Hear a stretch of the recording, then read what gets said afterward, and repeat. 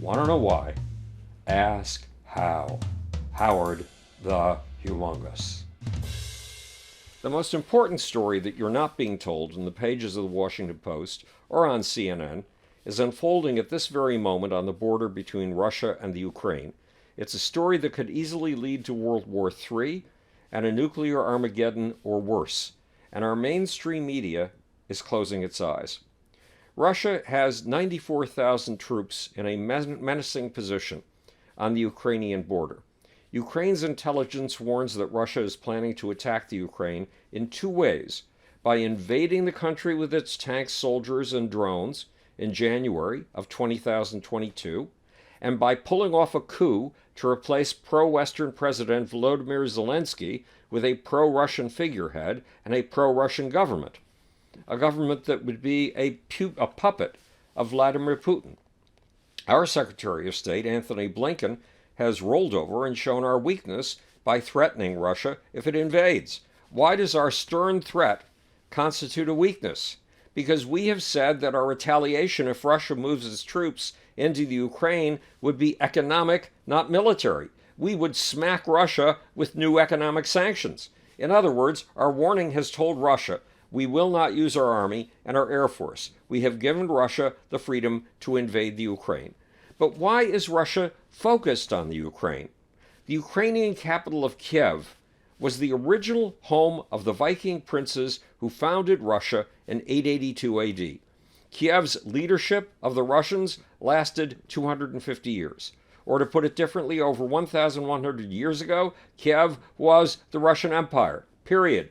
The capital of the Russian Empire did not move definitively to Moscow until 1503. So historically, Kiev is as Russian as Moscow. But that's not apparently the way the majority of the Ukrainian people see it.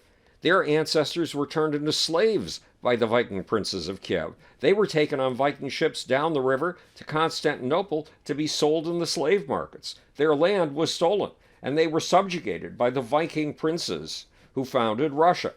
They see themselves as European, not Russian. They want to be part of the European Union. They want to be part of NATO. That desire to be in the European Union and NATO is so strong that it's been enshrined in the Ukrainian constitution.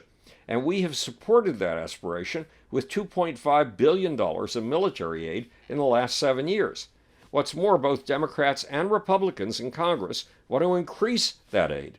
Meanwhile, on the other side of the world, Vladimir Putin looks back to what he sees as a great catastrophe, the collapse of the Soviet Union in 1991. Until that collapse, Ukraine was a part of Russia's 20th century empire, the Soviet Union. Then, when the Soviet Union fell apart, the Ukraine became an independent state. Putin wants to undo that catastrophe. He wants the Ukraine back. So in 2014, Putin pulled off a lightning maneuver, used masked soldiers with no insignia on their uniforms, retook the key Ukrainian Black Sea peninsula of Crimea, and put an army of his masked soldiers without insignia, the soldiers we call Little Green Men, into the Donbass region of the Ukraine.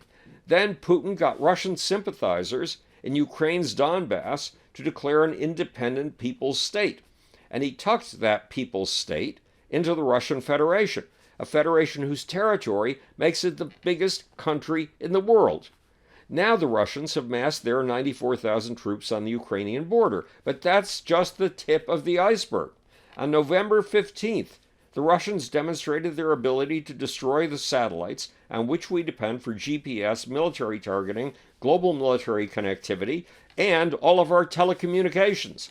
They used a weapon launched from Earth to destroy an old Soviet-era satellite of their own, creating a debris field of up to 19,000 bits and pieces. A debris field that threatens the International Space Station and that forced NASA to postpone a spacewalk to replace an antenna on the International Space Station. What's more, the Russians have performed 2 tests in the White Sea of a missile we can't equal and may not be able to stop. A hypersonic anti-ship missile that Putin says travels at 9 times the speed of sound. This hypersonic cruise missile, called the Zircon, only travels 620 miles. But it's meant to be deployed to Russia's Navy, whose submarines could bring the zircon close enough to our shores to take out cities like New York, Washington, LA, and Houston with nuclear warheads. These missiles are also designed to use nuclear warheads to melt our 11 aircraft carriers to the waterline. Yes, we only have 11 aircraft carriers, and all of them are targets for the zircon. Then there's Russia's cyber war against us, a war that is going on at this very minute and every minute of the day, a cyber war that could conceivably take out our military internet. What would that do to us? Our hideously expensive F-35 fighter jets cannot take off without internet connectivity. If there's an attack and you are a fighter pilot, you can run out to the airfield, scramble up the ladder to the cockpit of your jet, try to fire up your engine, and nothing will happen. You'll be dead on the tarmac. Then there are the steady cyber attacks from two of Russia's allies, China and Iran. Experts believe that these cyber attackers could destroy our energy supply, our water supply, and our supply chain itself. No wonder Newsweek warns that if things get really bad in the showdown over the Ukraine, we could have a new Pearl Harbor. But this time, it would not be just one Pearl Harbor, but three. China flew its fighters and bombers into Taiwan's airspace 159 times in November, and many experts believe that China is poised to invade Taiwan.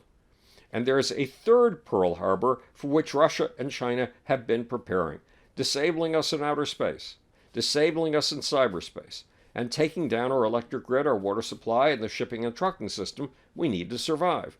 Together, China, Russia, and Iran could leave us starving in our cities without food and water. They could overwhelm more than just our cyber defenses and our military.